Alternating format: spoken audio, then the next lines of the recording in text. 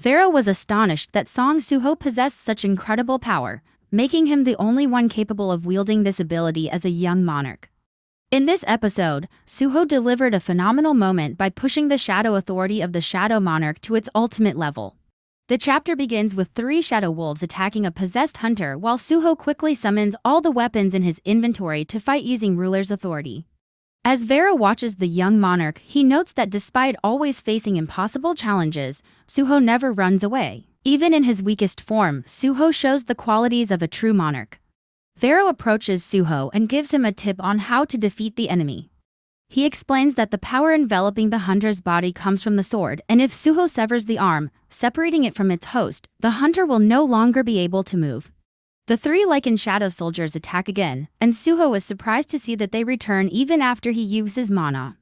Vero explains that shadow soldiers exist as astral forms and will always return as long as Suho has mana. Meanwhile, the 3 lichens effortlessly behead by the possessed hunter, causing their astral form to fade again. Vero then asks Suho what he thinks of the power of shadow soldiers. Suho responds philosophically, making Vero feel foolish. Vero states that if the young monarch is weak, then the shadow soldiers will be weak as well. Suddenly, the possessed hunter speaks in the language of the monsters, shocking Suho. The hunter insults him, calling him a worthless pest for possessing the Shadow Monarch's power. Vero is enraged, especially when the hunter mocks the Shadow Monarch's bloodline. Realizing Suho is a descendant of the monarch, the hunter smirks and prepares to attack. Suho throws a dagger, but the hunter easily swats it away. Smiling and eager to fight, Suho suggests they begin an experimental battle, hoping to discover more about his abilities. He continuously throws weapons at the possessed hunter, expecting a challenge. Using ruler's authority, he controls and launches a barrage of weapons, but the hunter deflects each strike with ease. Vero notes that ruler's authority is a powerful skill, but Suho using goblin weapons is like fighting unarmed. The monster easily destroys the goblin weapons and launches a fierce attack.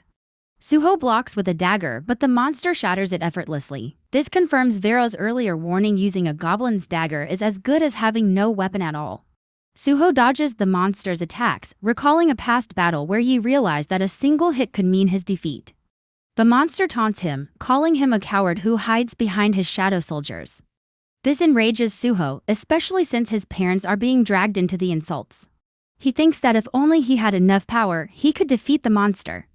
Then, he recalls Vero's words that shadow soldiers are astral beings that always return as long as he has mana. This makes him wonder, can he alter Vero's form? With this realization, he utters the word arise. Suho revives to lichen shadow soldiers. As he retreats toward them, the monster thinking Suho's tactics are useless. However, as the 2 lichens attack, their astral forms suddenly change. Suho spreads his arms wide, and in a breathtaking moment, the 2 lichens merge with his body. This moment is phenomenal as Suho is the only one to accomplish it. The monster unleashes a powerful attack, but to its shock, Suho blocks it using Shadow Steel Fang. Suho remarks that it's fitting for the weapon to be named Steel Fang.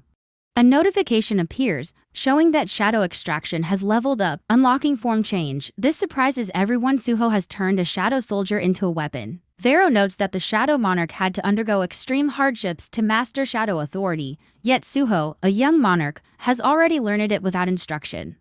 Suho dodges another attack and uses ruler's authority to execute a backstab, but the monster remains unharmed. However, the attack was merely a decoy. Suho had been charging up a devastating punch. With incredible force, Suho lands a powerful blow to the monster's stomach, sending it flying and causing a massive explosion.